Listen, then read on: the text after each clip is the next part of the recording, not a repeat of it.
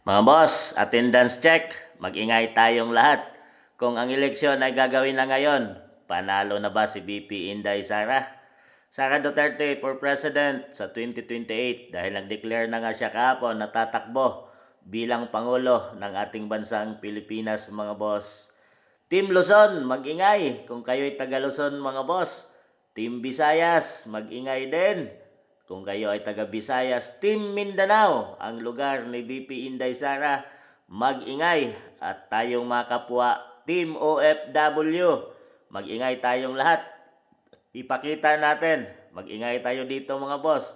Ipakita natin kung gaano kalaki ang suporta natin at pagmamahal kay VP Inday Sara Duterte. So maraming ang nasiyahan kahapon, mga boss, buong Pilipinas at pati mga OFW nating kababayan sa iba't ibang bansa ay natutuwa, mga boss. Alam na natin na siya nga talaga ang pinakamalakas na kalaban ng mga nagnanais na maging Pangulo ng ating bansang Pilipinas.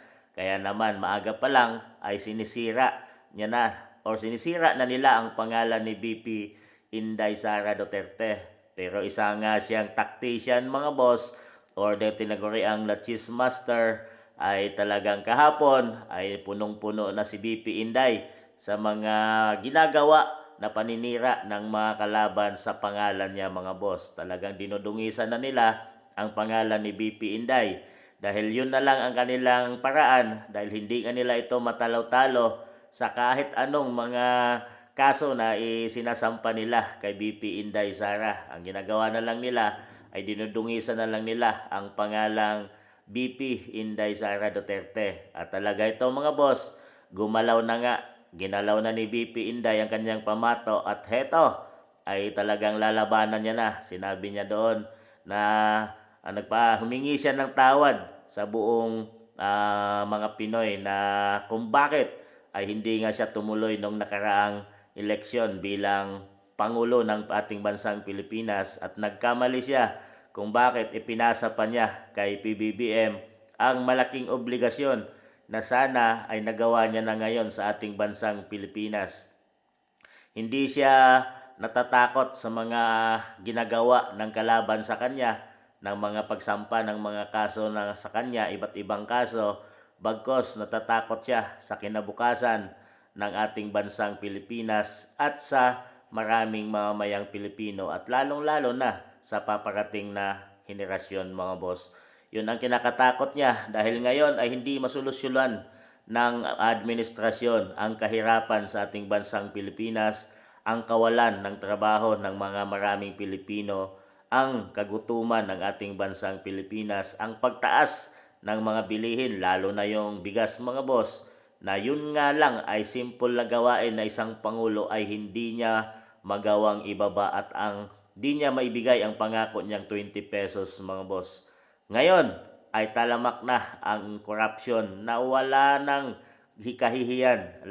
Halos lahat na ay gumagawa ng korupsyon sa administrasyon at sa mga taong nakaupo sa posisyon, mga boss. Hindi na mapigilan ng Pangulo ang laganap na kriminalidad at mga pinagbabawal na gamot sa ating bansang Pilipinas. Talagang wala nang direksyon ang ating bansang Pilipinas, at yun ang naging sanhi para i-declare ni VP Inday Sara ang pagtakbo sa 2028 bilang Pangulo ng ating bansang Pilipinas. Marami sa mga tao ang nagdarasal na sana bukas ay 2028 election na para matigil na ang lahat ng kahirapang ito na dinanas sa ating bansang Pilipinas, na mismanagement ang nangyari sa hindi naayos na pagpapatakbo ng Pilipinas ni PBBM, mga boss. Ngayon, mga boss, mag-ingay tayo at ipakita natin ang suporta kay VP Inday Sara. Saan dako man kayo sa mundo, saan man dako kayo sa Pilipinas, Luzon, Visayas, Mindanao at mga kapwa ko OFW, mag-ingay at ipakita natin ang suporta. Mag-ingay sa baba, i-comment nyo, mga boss, kung taga saan kayo at gaano kalaki ang suporta nyo kay VP Inday Sara.